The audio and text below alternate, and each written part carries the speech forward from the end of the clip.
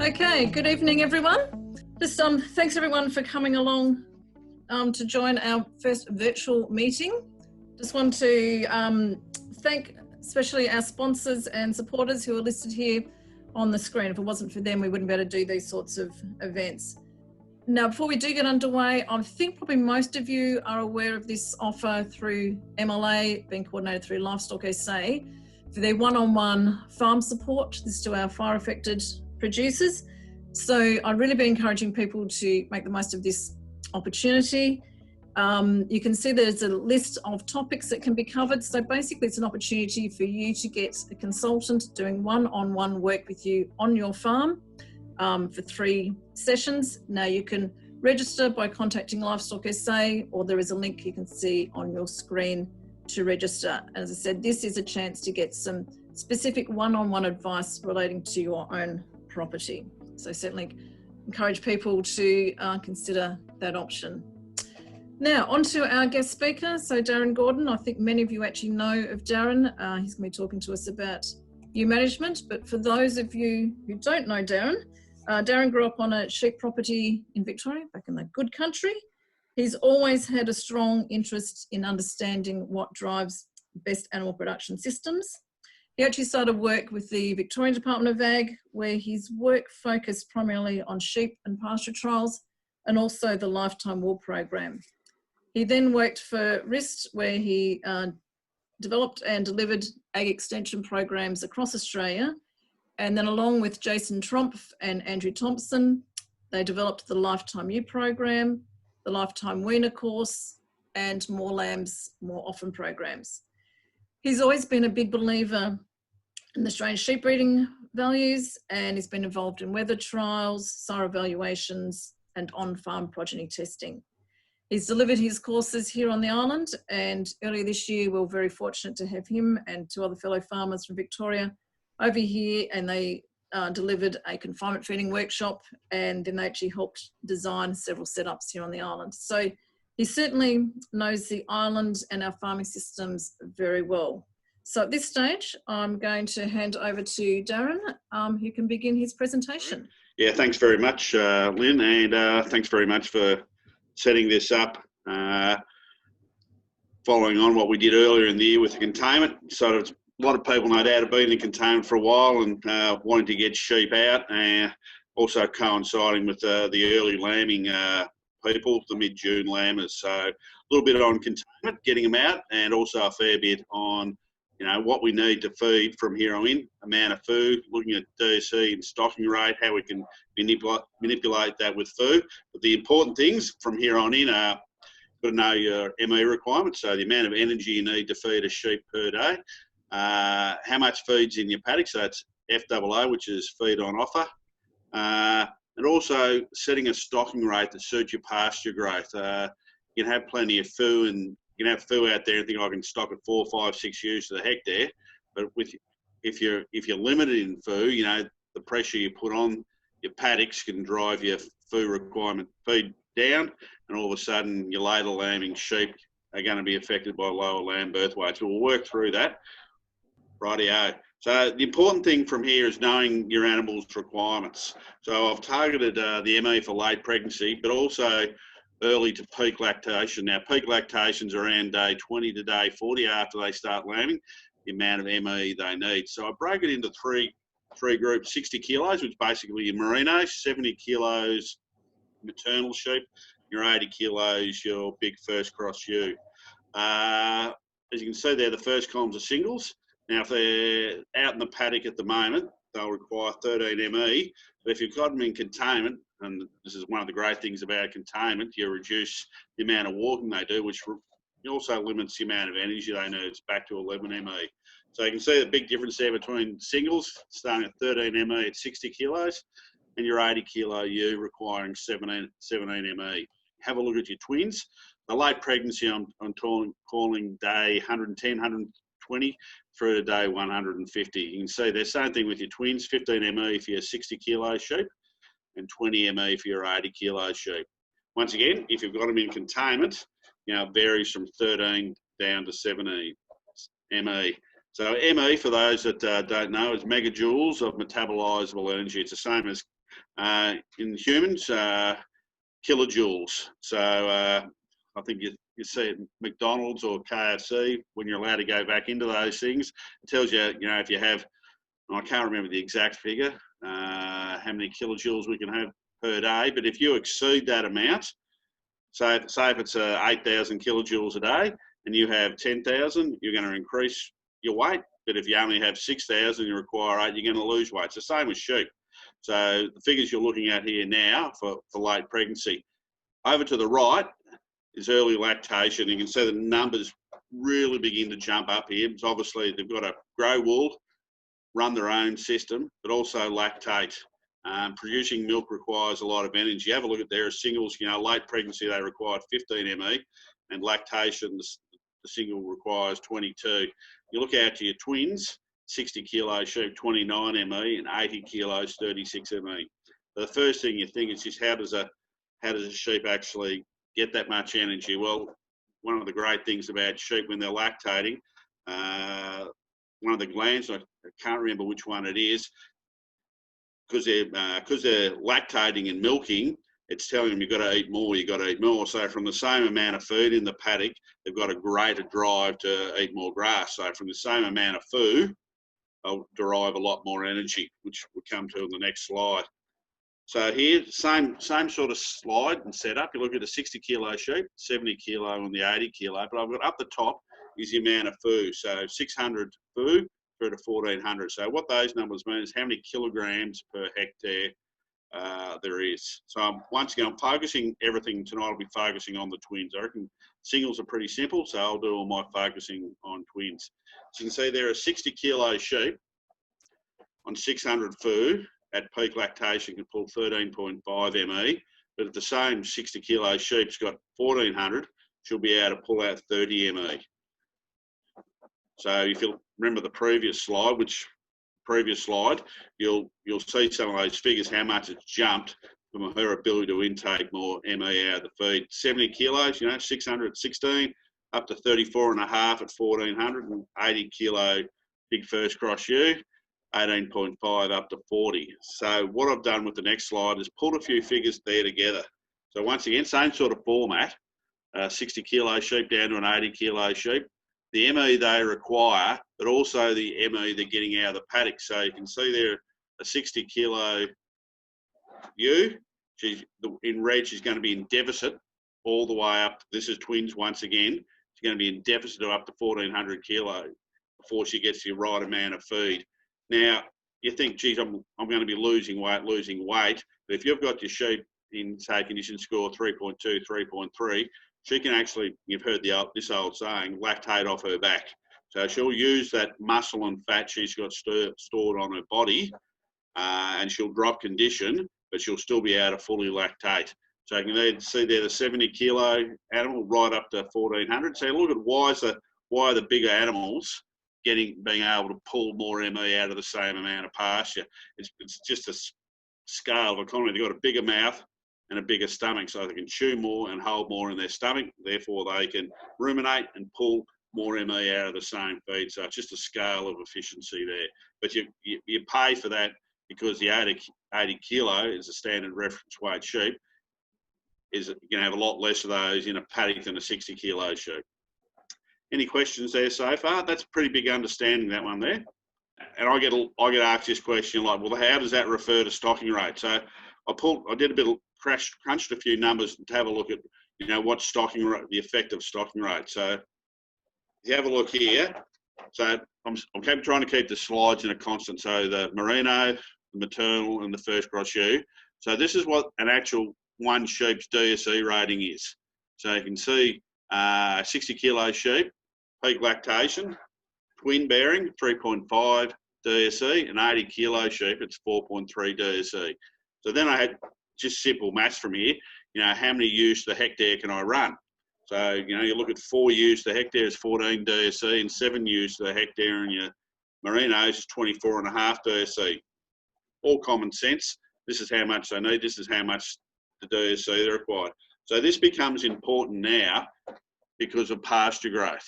Okay, so if you've got 30 DSE, say if you've got an 80 kilo ewe and you're running 7 to the hectare, and that's 30 DSE, that means they're eating around 30 kilos a day of grass. So if your grass isn't growing at 30 kilos a day, you're actually taking grass off. That's fine if you've got a lot of grass to play with, but in some, with the fires and everything that went through, if you haven't got enough grass, you're going to be mining your grass down to levels. It becomes really important if you've only got them out on 11 or 1200 food. So I did a similar slide again. This is your pasture grass. Thanks, Bucky and Rick, for sending this in. I'll put the arrow there. So this is about where we are now with your pasture growth. So you can see up the side you got 20 kilos, 40, 60, 80, 100. And this is what your pasture growth is per day. So you can see your average is around 20 kilos, but the blue line, the red line's your minimum, and the grey line above that is your best. So I reckon this year we're going to be somewhere between the blue line and the grey line for pasture growth, which is backed up by this slide. So I pulled this off MLA website. So have a look at this pasture growth rate here. This is a good table to keep this one. It does it, by whatever kind of grass you've got. You've got an annual grass, clover.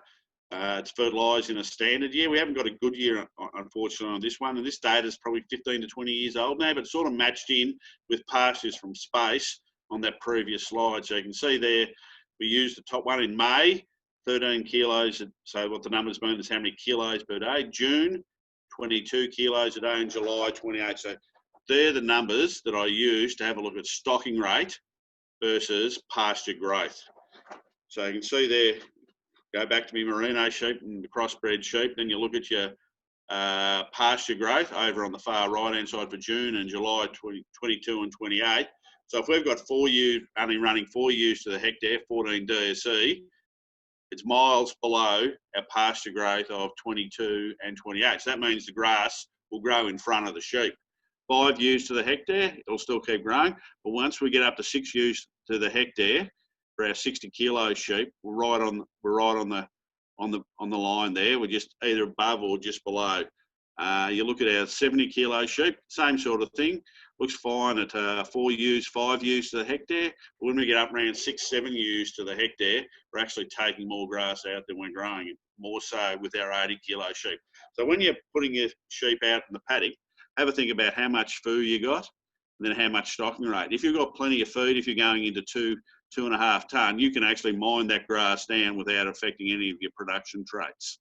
So think stocking rate, think food, how much grass am I going to be taking out of these paddocks.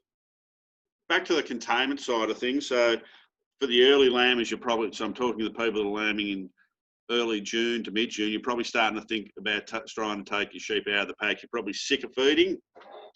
You've had a bit of rain, the yards have got muddy, you've probably got the shits with the whole system now because you've been doing it for a while. But if you're still a month out, strongly, and you've only got, and I'll qualify this, you've only got 800 or 900 foo in your paddock, leave them in there for an extra couple of weeks. You have a look at the pasture growth rates on these two slides. You've only got 300 kilo of foo out in the paddock.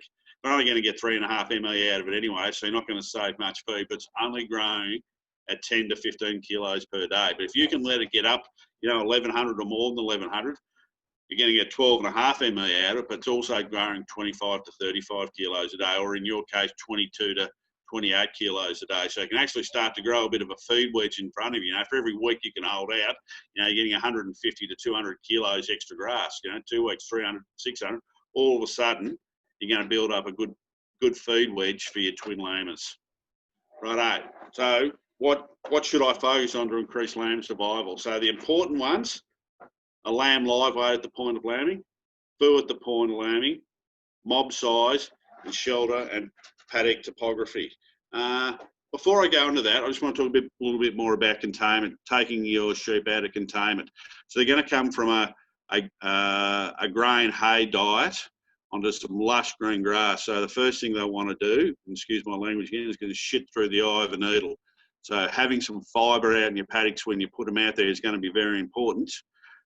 But also with your food, you've been feeding, we're feeding the grain in there as well. So all of a sudden you're going to, if you just stop when you take them out of containment, they've been on a high starch diet, and then you're going to put them on a high you're going to make a crook in the guts as well. So if you've been feeding, say if you've been feeding 700 or 800 grams a day of grain plus hay, when you put them out in the paddock, continue that 700 or 800 grams a day for a couple of days and slowly build it down. You know, go 700, 600, 500, work away all the way back down to zero. But do that over a 7 or 8 day period, and this will help it adjust the rumen microflora in their stomach. So if you go from high starch to high carbohydrate, gives them a stomach ache, and they also shit again.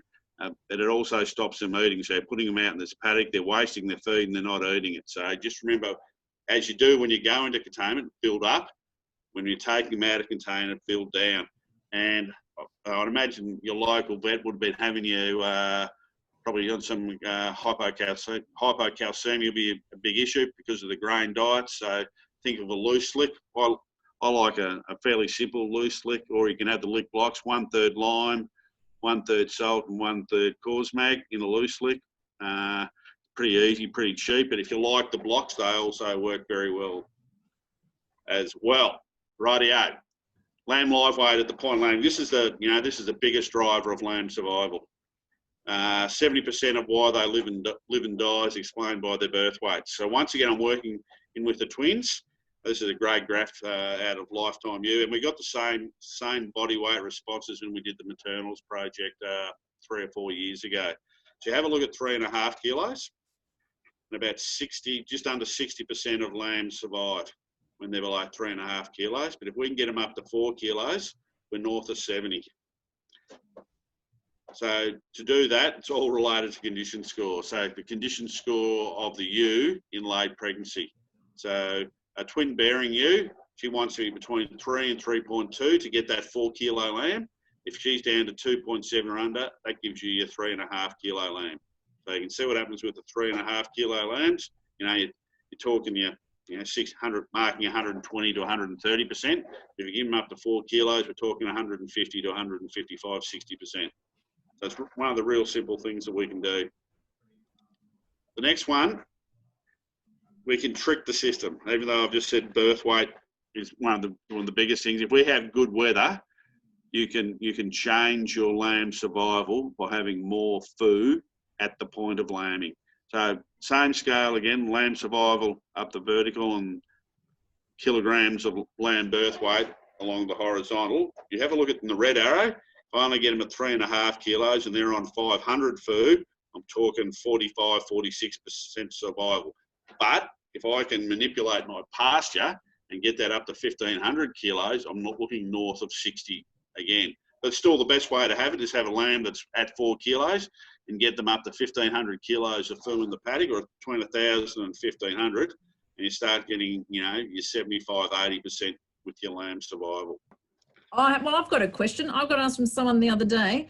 So, you say, keep them in until you get the foo up, but what happens if your yards have got wet and they're mucky and they're getting down? At what point do you go, I let them out early because they're going to cause damage in the confinement, or you actually keep them and wear the loss?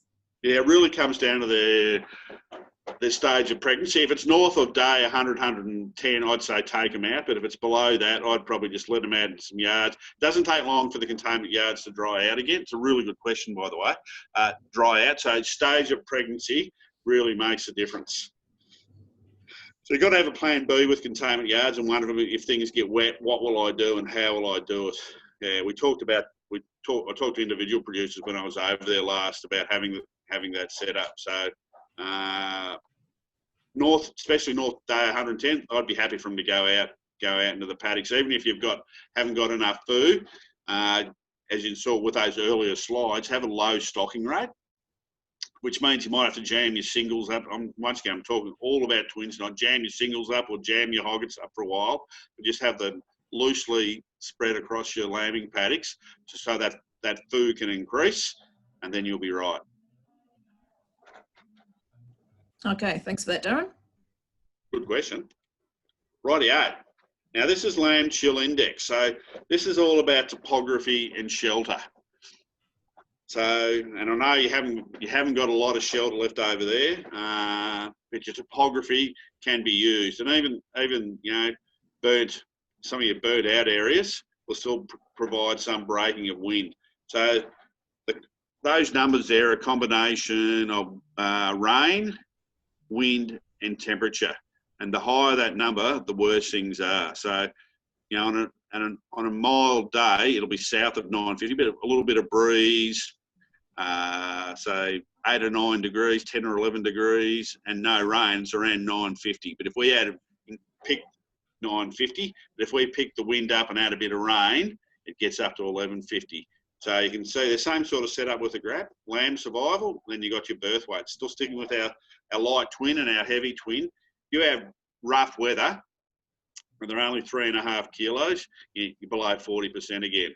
So, but if you can manipulate, you can't change the weather, but you can manipulate the areas where you have your sheep.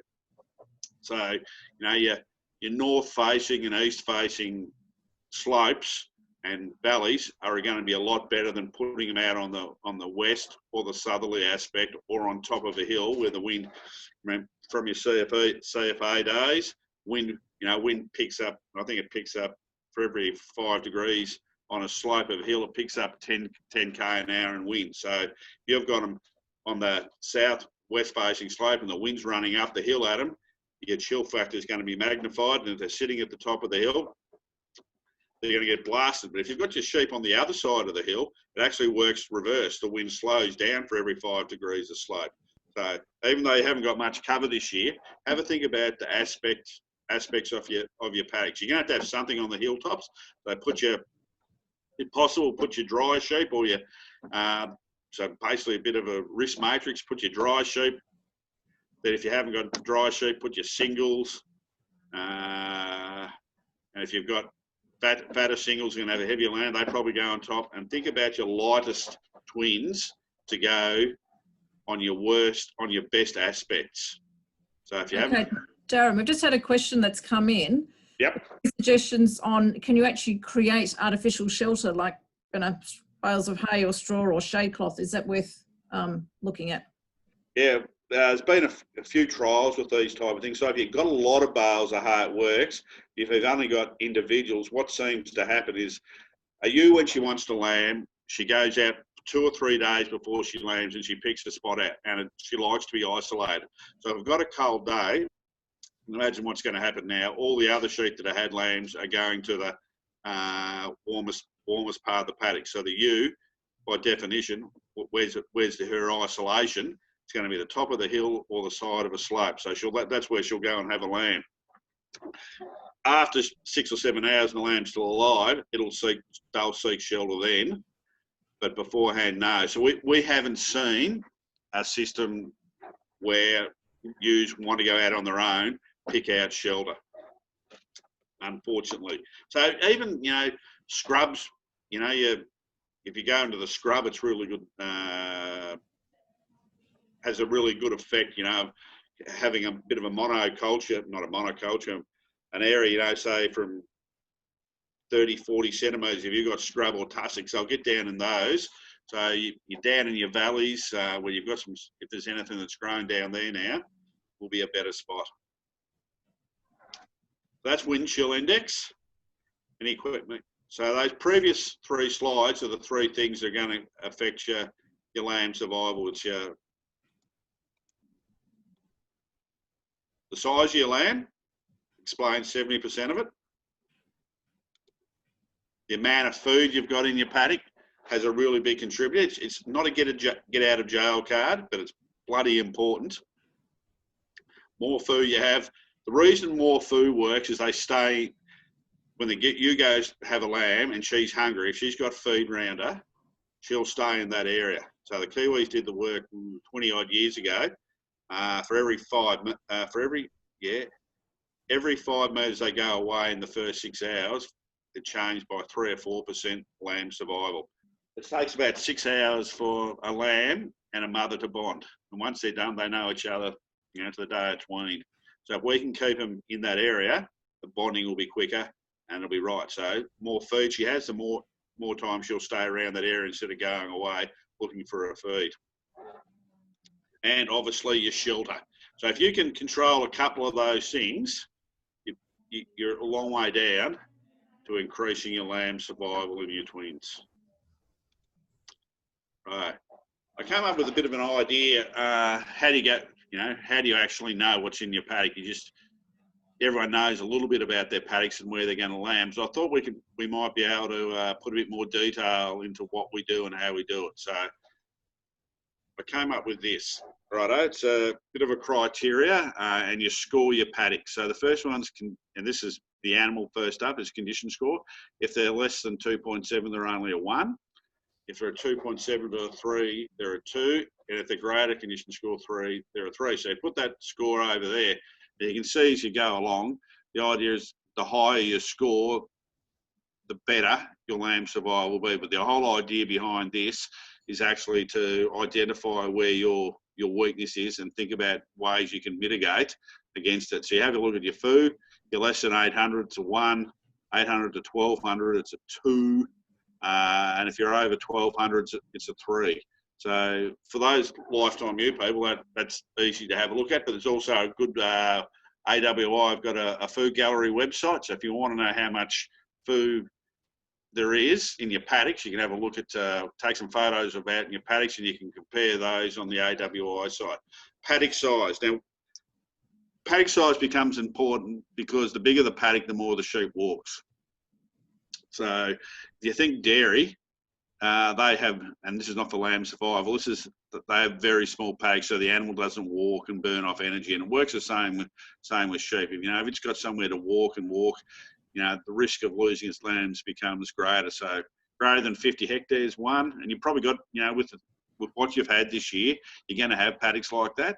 So 2, 20 to 50 hectares, and a 3, if it's less than 20 hectares. There's a lot of people started down through our way now.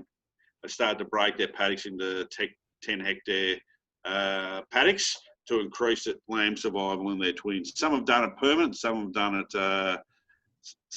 it temporary with a couple of wires or tape to split a bigger paddock. And once again, you also get an increase in stocking rate. And think back to your dairy again. Why do they have small paddocks? Because that increases their stocking rate as well. That they can better graze a smaller area than you can a big area, so you get a pasture efficiency as well. Mob size. We're all in twins again, remember here. So greater than 200 is only a 1, 150 to 200 is a 2, and we can break them down to less than 150 is a 3. Like in a perfect world, I'd love to see them down 50 to 100. If you can get down 50 to 100 and they're in good nick, there's adequate food in the paddock, you should be looking at 80% survival, so marking around 160 in your twin small mobs. Your shelter, no shelter. Space trees. Space trees are really good, especially if you've got some of the bigger gums. They break the wind on more occasions. So the idea is that the tree breaks the breeze. The more trees you have, more that breaks the breeze. Space trees and shelter belts, they're probably the best things. You're breaking it on many levels.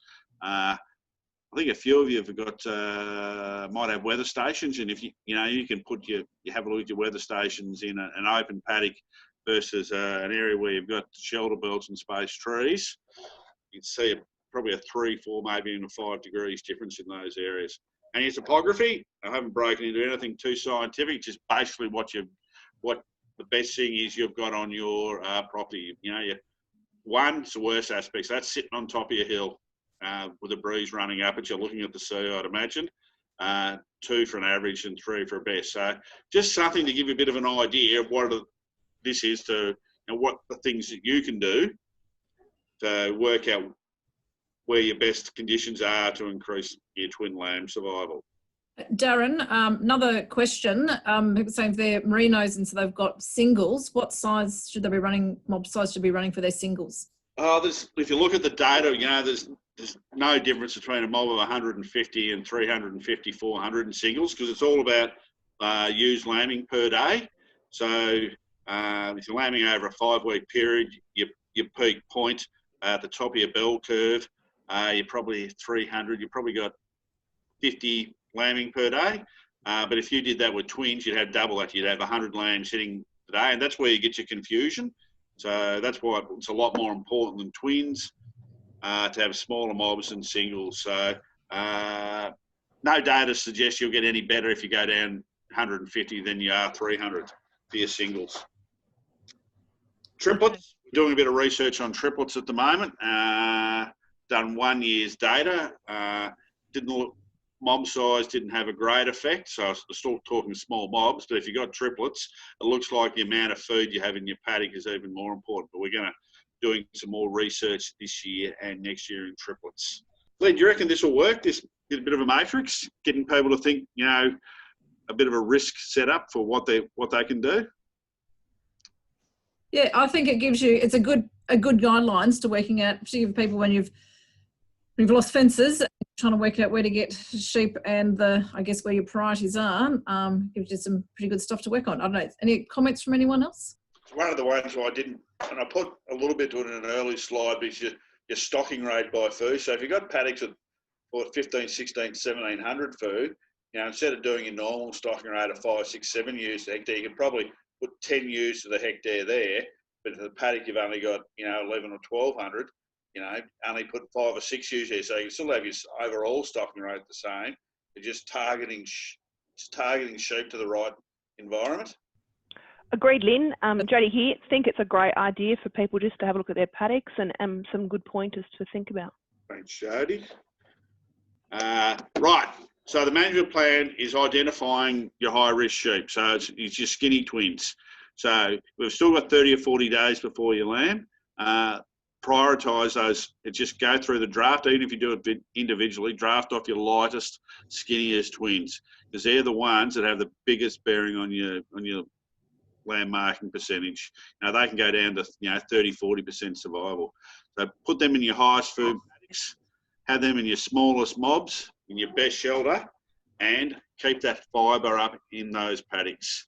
So a really good way to see how you've actually gone with your management is when you start lambing, if you're one of those people that goes around as you use lambs, is actually weigh a few of the dead ones.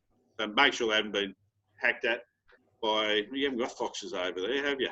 So I don't know if the goannas have a crack in them, or crows, whatever you do, but weigh a few of your dead lambs. So there's two things you can pick up here. If they're 3.6 kilos and lighter, that's nutrition. That's too lighter nutrition, and for your twins. But if you get into your singles and they start getting over 5.5 kilos, that means you've given them too much nutrition. So I'll touch on the singles. The biggest risk for your singles is cooking them. So if you get the ewes into 3.3, 3.5 condition score, it'll push your birth weight back up over 5 or 6 kilos. And when you go over that, your incidence of dystocia goes through the roof. Okay, so you can kill them with kindness with the singles, and you kill them with the reverse of kindness with your twins. Righto. Sorry, Darren, question has come in. People say you should have some hay to put out in the paddocks for the sheep, for the ewes. Is that correct? Something that's a bit of roughage? Yeah, it's certainly because you've had the fires. You're going to have no dry feed left in your paddocks. So you're going to have just green feed, which will run, highly digestible, probably 70 to 85% moisture. So what the fibre will do, it'll slow their intake, which will have two things happening. One, the green feed will stay in their stomach longer, so I actually pull more ME out of it, and it also stops them shitting. So two things really. I can't stress highly enough of getting, when they're coming out of containment or whatever you've done, to have that fibre in your paddocks to slow the amount of time the green feed is going to sit in their stomachs. Very important this year. Excellent. Sorry, Darren, I've got one more question that's come in from Rick. He's wanting some advice for triplets. Yep. Running them with the lower condition score twins, there seems to be conflicting comments re the ideal food for triplets. Yeah, there is. That's why we're doing the research. Like, there's stuff that's saying, yeah, you give them more, but there's also some, and a lot of it's anecdotal. Once again, this is why we're doing the research, to find out. I personally believe in late pregnancy not to overfeed them. So it's still the same target, 3.2. Don't go for 3.5, 3.7. She's still got 3 lambs in there, and if they're 3 kilos, that's 9 kilo with amniotic fluid. She's got 18 kilos in there. So the chance of her, preg tox and stuff like that goes through the roof. We just have to deal with managing a 3 kilo lamb. But if we put a lot of nutrition through her and we end up with 3.5, 4, we've got 3 lambs at 4 kilos, so that's 12 kilos of lamb she has to deliver. So anecdotal, mate, but I wouldn't be pumping them up too high, too late.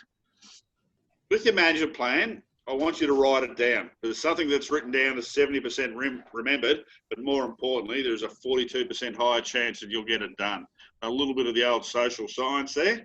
Write it down, come up with something, and then tick it off. If you're going to do certain things, tick them off as you go. Have a target, have a plan. Think about the science we've talked about, why we're doing it, and think about your highest risk sheep, which are your lightest twins. That's where you have the most profound impact of increasing their survival, what you do in the next 4 weeks. And Lynn, that's the end of all my slides. That's right, Darren. I've got one here from Cooper's. How close to lambing is it safe to handle ewes? Yeah, good question. So obviously you do your twins first. I don't like going any more out than 2 weeks. You get a bit closer there, you're just really raising, and it depends how far you have to bring them to yards and take them out. But 2 weeks for the twins and do the singles after that. So your vaccination and your drenching, 14, 15 days, no later, then do your singles after that. They're a bit more robust. So this is a question about if you've got the pastures are, they're getting wet, can you actually split a paddock and not have a trough in that or dam in that paddock for those ewes? So the answer is yes, you can go without troughs in those paddocks for lambing, because you've got north of 1,000 kilos of food, so 800 to 1,200 food. 80% of the grass is moisture. So for every kilo of grass they eat, they're getting 800 mil. So they'll eat a lot more than that in a day. They'll probably have 4 or 5 kilos of grass as wet matter. So I'll get 4 or 5 litres really easily. So yes, you can go without having to have troughs through the, or qualify that through the mid to late winter period, as long as you've got good grass on the ground through to mid spring. When do you do a worm egg count after the break of the season? Is it 6 weeks after the opening rains or after green feed? Yeah, another good question. So 4 to 5 weeks, we recommend doing your worm egg counts. Now, worm egg counts are an interesting number. The amount of worms is going to be dictated by how many worms you had in late spring, but because you've had the fires through there, it's probably scorched a lot of the worm eggs that are actually out on the ground. So I'm expecting lower than normal, but you've also probably brought sheep in from interstate and they'll be carrying larvae as well. So our recommendations, if you get a worm egg count 150 to 200 and you're coming up to lambing, drench. If they're below that, test again in 2 weeks to see where they are. And if they jump quickly, like go from 50 to 100 to 400 or 500, that means what that's telling you, you've got a lot of larvae, worm eggs, out on the ground because the jump's so high. So sometimes a low number, I'll explain that a bit better. If you go from 0 to if you get a count of 150 6 weeks after you've drenched, that tells you that there's not many worm egg larvae out there. But if you get a count of 150 3 or 4 weeks after you've drenched, that tells you there's a lot of worm larvae eggs out on the ground. So just about timing of when you do your tests to look at how much worms you've actually got out on the ground. I reckon with the fires, Lynn, there should be some pretty low numbers out there, shouldn't there? So Darren, I've got a question for you. What would be the 3 take-homes for people from tonight's presentation? What do you think are the 3 key? So identify your highest risk sheep. So that's your first one. So that's your light twins. Find your lowest risk paddocks. That's the second one. So your lowest risk, smallest paddocks, most amount of feed, facing north or east. Would be the second most important thing. What's the third? Do your planning. Put something down on paper, what you're going to do and how you're going to do it. There was a question about Cape weed there, was there? I saw something. We're having a lot of Cape weed dominant paddocks. They're even higher in moisture. So what that means is actually less dry matters. You know how we assessed our pasture. And if you use the old pasture rules, you know, every centimetre above, you know, 3 centimetres is 300 kilos. With cape weed, you know, you just have to take it down a bit because of the high amount of moisture in the cape weed. You know, this time of year, it's cape feed. So, yeah, nothing else. Don't be worried about it. It'll do a job for you at the moment. So, Darren, Ian here. We asked the question how much food was out there, and I'm not sure if we got any responses. Just sort of wondering, do the guys sort of feel don't know, not confident in assessing food? Yeah, it'd be good to get some feedback. Is that something people would be interested, given that sort of one of the key factors you've been talking about tonight? Yeah, we do a lot of that stuff, and we do lifetime ewes. You know, probably gets a bit boring after all. We drive around each other's paddocks and we go out assessing food, but it's really a great way to learn the skills. From Tim May to everyone, you're better off pushing sheep harder and having more sheep fed up. So definitely having paddocks shut up, but I wouldn't push them harder. So I'd have them in sacrifice paddocks and just give them more feed, Tim. Yeah. Keep a ration up to the sheep, but also if you can do that, close your paddocks up so we can get that grass out in front of them. Okay, I've got a response. Someone saying Marina's got 12 to 1400 food. So 1400, perfect for twins, and you only need 1100 for your singles. So Marina, you're set up. How did the containment areas go? If I get a response. Marina was going to set some containment areas up. Did they work? I was going to say, well, she's got another one has come in saying their foods are ranging from 800 to 1500, a lot of cape weed, which we're smashing with big mobs. Yeah, good stuff. So your 800, you can probably utilise that by running your fat singles. So we want to pull a bit of weight off those. So, you know, once again, target the sheep for your right environment. So the 800 get the fat singles, and your 1500 is fantastic. That's where your lighter twins go. So pretty well set up. If you've got that range there, you're pretty well set up. Okay, so any animal health issues with grazing cape weed, Darren? Cape weed, get some fibre out there.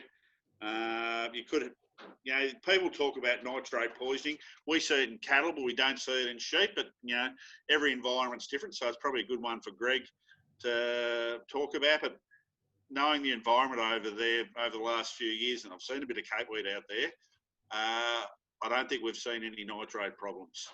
Okay, and Marina's just replied back saying that they've got busy with other fencing, so didn't get it set up, but keen to do it next year. Excuses. Okay, now done the poll. Thanks for everyone doing that one. The other question that we have is, after you've heard the words of wisdom from Darren, is there anything that you're going to be doing differently that you've learnt from tonight that you may be changing your either your sheep in confinement, you're letting them out, or the paddocks you're going to put them in, or getting your mob size right? So any thoughts that you've got that you want to pop them into the chat box?